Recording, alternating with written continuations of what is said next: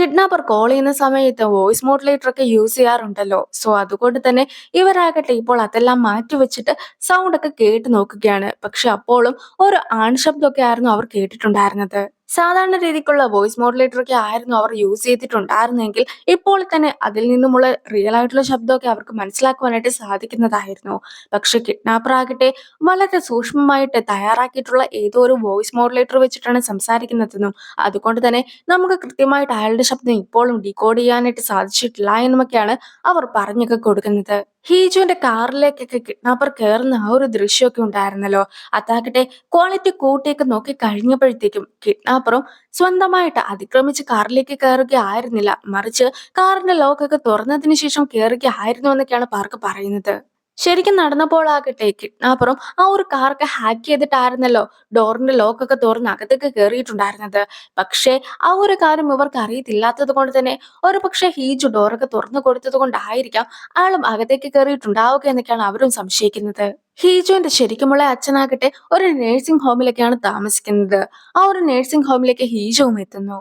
അച്ഛനും മാനസിക നിലയൊക്കെ ആകെ തെറ്റിയിട്ട് ഇപ്പോൾ ആകട്ടെ ഏതോ ഒരു കരോക്കെ ബാറിലൊക്കെയാണ് പെർഫോം ചെയ്യുന്നതെന്ന് വിചാരിച്ചിട്ടൊക്കെയാണ് അവിടെ പെരുമാറുന്നത്. പണ്ടാകട്ടെ ഹീജുവിന്റെ അമ്മ വീട്ടിൽ നിന്നും ബാഗൊക്കെ പാക്ക് ചെയ്ത് ഇറങ്ങി പോകുവാൻ തുടങ്ങിയ സമയത്താകട്ടെ അച്ഛനും പോകരുതെന്നൊക്കെ അമ്മയോട് പറഞ്ഞിട്ടുണ്ടായിരുന്നു. ആ ഒരു കാര്യങ്ങളൊക്കെയാണ് അച്ഛൻ ഇപ്പോഴും ഓർത്തിരിക്കുന്നത്. സോ അച്ഛൻ ഹീജുവിന്റെ അടുത്തും ഇതുപോലെ പോകരുതെന്നൊക്കെ പറയുകയാണ്. അമ്മ അങ്ങനെ പോകുന്ന സമയത്താകട്ടെ അച്ഛൻ അമ്മേനെ സ്നേഹത്തോടെ വിളിക്കാതെ അമ്മേനെ രണ്ട് ചീത്തയൊക്കെ വിളിച്ചുകൂടായിരുന്നോ, എന്നെയും അച്ഛന്റെ കൂടെയൊക്കെ നിർത്തിക്കൂടായിരുന്നോ എന്നൊക്കെ അവൾ ചോദിക്കുമ്പോഴത്തേക്കും അച്ഛനും പണ്ട് അമ്മയുടെ അടുത്ത് ഹിജുവിനെ കുറിച്ച് സംസാരിച്ചതൊക്കെ പറയുകയാണ്. അവൾക്ക് ആങ്കർ ആവണമെന്നാണ് ആഗ്രഹം. അതുകൊണ്ട് തന്നെ എന്റെ കൂടെയാണ് അവൾ നിൽക്കുന്നതെങ്കിൽ എന്നെ പോലെ ഏതെങ്കിലും നൈറ്റ് ക്ലബിലൊക്കെ പാട്ടും പാടി നടക്കുവാനേ അവൾക്ക് സാധിക്കുകയുള്ളൂ. അതേസമയം നീ അവളെ കൊണ്ടുപോവുകയാണെങ്കിൽ അവളുടെ ആഗ്രഹം പോലെ നല്ലൊരു ആങ്കറായി മാറുവാനായിട്ട് അവൾക്കും സാധിക്കുമെന്നൊക്കെ ആയിരുന്നു അച്ഛൻ പറഞ്ഞതും. അപ്പോൾ മാത്രമായിരുന്നു അവളും ഈ ഒരു കാര്യങ്ങളെല്ലാം തന്നെ അറിഞ്ഞിട്ടുണ്ടായിരുന്നത്. അവള് ശരിക്കും ഈ ഒരു അച്ഛന്റെ മകളായിരുന്നെങ്കിൽ പോലും മറ്റൊരു അച്ഛന്റെ മകളായിട്ടാണ് അവൾക്ക് ജീവിക്കേണ്ടതായിട്ട് വന്നിട്ടുണ്ടായിരുന്നത്. അവൾക്കും അതിൽ യാതൊരു വിധത്തിലുള്ള സമാധാനവും കിട്ടിയിട്ടുണ്ടായിരുന്നില്ല. ഇത്രയും കാലമാകട്ടെ അവളുടെ ചേച്ചിയുടെ നിഴലായിട്ട് മാത്രമായിരുന്നു അവൾ നിന്നിട്ടൊക്കെ ഉണ്ടായിരുന്നത്. മാത്രമല്ല അവൾക്ക് സംസാരിക്കുവാനായിട്ട് സാധിക്കില്ല എന്ന രീതിക്കാണ് അവൾ പെരുമാറിയതും.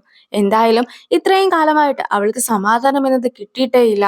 ഹീജു യഥാർത്ഥത്തിൽ ആരാണെന്നുള്ള കാര്യം പോലും അവൾ മറന്നുപോയിട്ടുണ്ടായിരുന്നു എന്നൊക്കെയാണ് അച്ഛൻ്റെ അടുത്ത് പറയുന്നത്. ഒരാൾ എന്നെ സ്ഥിരമായിട്ട് കോൾ ചെയ്യുന്നുണ്ട്, എന്നെ ഭീഷണിപ്പെടുത്തുന്നുണ്ട്, എന്റെ വൈഫിന്റെ ഒരു ഫോട്ടോ പോലും അയാൾ അയച്ചൊക്കെ തന്നിട്ടുണ്ടായിരുന്നു എന്നൊക്കെ റിപ്പോർട്ടറായിട്ടുള്ള ജാങ്ങിന്റെ അടുത്ത് സവൺ പറഞ്ഞു കഴിയുമ്പോഴത്തേക്കും അതെന്തായാലും അവളുടെ കാമുകനാണെന്നുള്ള കാര്യം ഉറപ്പിച്ചു പറയുകയായിരുന്നു ജാങ്ങും. അതുപോലെ തന്നെ പാർക്ക് CCTV ദൃശ്യങ്ങളൊക്കെ കണ്ടിട്ട് അവളെ തന്നെയാണ് ഡോറൊക്കെ തുറന്നു കൊടുത്തിട്ടുണ്ടാവുക എന്നൊക്കെ പറഞ്ഞിട്ടുമുണ്ടായിരുന്നല്ലോ. സോ ഇതെല്ലാം തന്നെ ആലോചിച്ചതിന് ശേഷം ആ ഒരു കിഡ്നാപ്പറുടെ കോളിന് വേണ്ടി വെയിറ്റ് ചെയ്തിരിക്കുകയായിരുന്നു സയോണും. അങ്ങനെ ഇരിക്കെ കിഡ്നാപ്പറുടെ കോളൊക്കെ വരുന്ന സമയത്ത് ആ ഒരു കോളൊക്കെ അവസാനിക്കുന്ന സമയത്ത് സയോൺ ഫോണൊക്കെ എടുത്തിട്ട് അതേപടി തന്നെ ആ ഒരു കോളും കട്ട് ചെയ്ത് വിടുന്നു.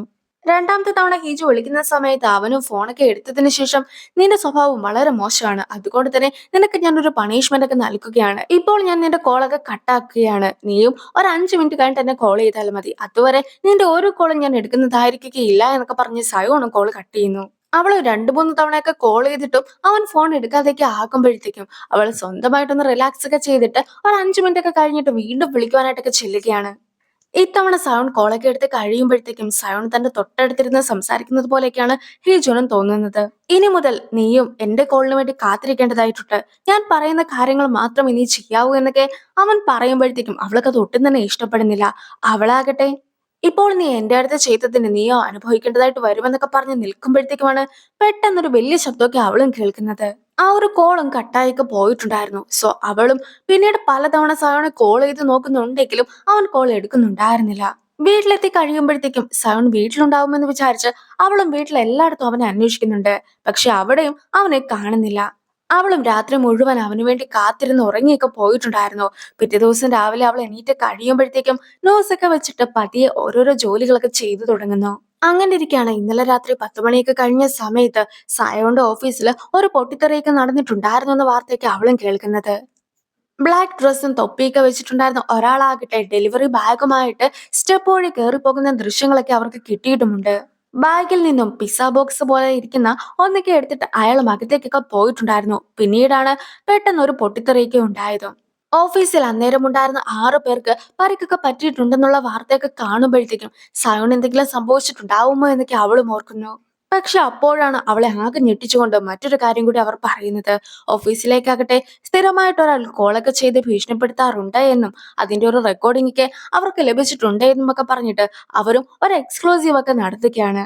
ഞാൻ നിനക്ക് ഒരു ദിവസത്തെ സമയമൊക്കെ തരാം. ഒന്നെങ്കിൽ 2 ബില്യൺ നീ എനിക്ക് നൽകണം, ഇല്ലെങ്കിൽ ഞാൻ അവളെ കൊല്ലുന്നതായിരിക്കും. ആ ഒരു ശബ്ദമൊക്കെ കേട്ട് കഴിയുമ്പോഴത്തേക്കും ഹീച്ചുവും താൻ സംസാരിച്ചതാണ് അതേ എന്നൊക്കെ മനസ്സിലാക്കുന്നുണ്ട്.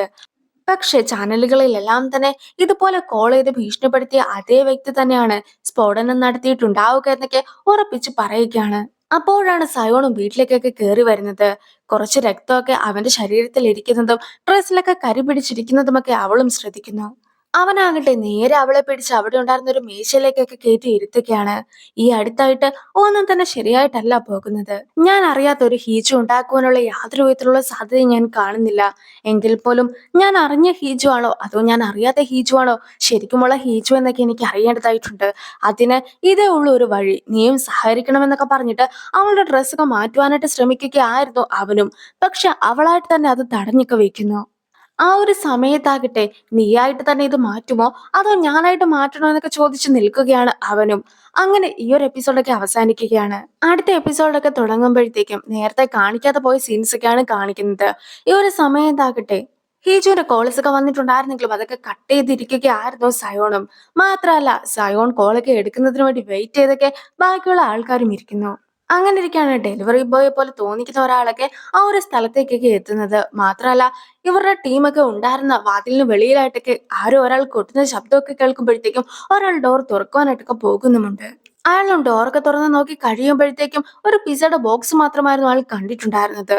കൂടെയുള്ള ആരെങ്കിലും ഓർഡർ ചെയ്തതായിരിക്കും എന്നൊക്കെ വിചാരിച്ച് അയാൾ ആ ബോക്സ് ഒക്കെ എടുത്തോണ്ട് അകത്തേക്ക് വന്നിട്ട് അത് തുറക്കുന്ന സമയത്താണ് പെട്ടെന്നൊരു പൊട്ടിത്തെറിയൊക്കെ നടക്കുന്നതും.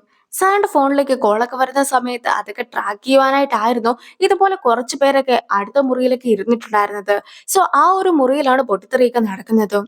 പിന്നീട് സൗണ്ട് കണ്ണൊക്കെ തുറക്കുമ്പോഴത്തേക്കും കൂടെ ഉണ്ടായിരുന്ന പാർക്കാകട്ടെ ആർക്കും തന്നെ കാര്യമായിട്ടുള്ള ഇഞ്ചുറീസ് ഒന്നും തന്നെ ഇല്ല എന്ന കാര്യമൊക്കെ സയോണയെ അറിയിക്കുന്നൊക്കെയുണ്ട്.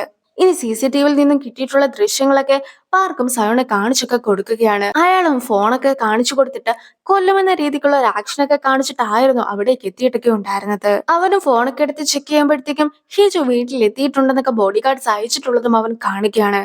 എങ്കിൽ പോലും ഈ ഒരു സമയത്ത് അവൻ അവിടെ നിന്ന് പോകുവാനായിട്ടായിരുന്നു ആഗ്രഹിക്കുന്നത്. കിഡ്നാപ്പർ ആദ്യമാകട്ടെ എന്റെ വൈഫിന്റെ പേരൊക്കെ പറഞ്ഞിട്ട് എന്നെ ഭീഷണിപ്പെടുത്തുവാനാണ് ശ്രമിച്ചത്. പിന്നീടാകട്ടെ എന്റെ പേഴ്സണൽ ആയിട്ടുള്ള ഓഫീസിൽ വന്ന് ബോംബിടുകയാണ് ചെയ്തത്. എന്തായാലും ഇതൊന്നും തന്നെ എനിക്ക് വെറുതെ വിടുവാനായിട്ട് സാധിക്കില്ല. അയാൾ എന്നെ ചലഞ്ച് ചെയ്തിരിക്കുകയാണ്. അതിനുള്ള ശിക്ഷയൊക്കെ ഞാൻ തന്നെ അയാൾക്ക് കൊടുക്കുന്നതായിരിക്കും എന്നൊക്കെ പറഞ്ഞ് സയോൺ നിൽക്കുന്നു. ആ ഒരു സീനോട് കൂടി ഈ ഒരു വീഡിയോ അവസാനിക്കുകയാണ്. അടുത്തൊരു വീഡിയോ അടുത്ത കാണാം. ബൈ.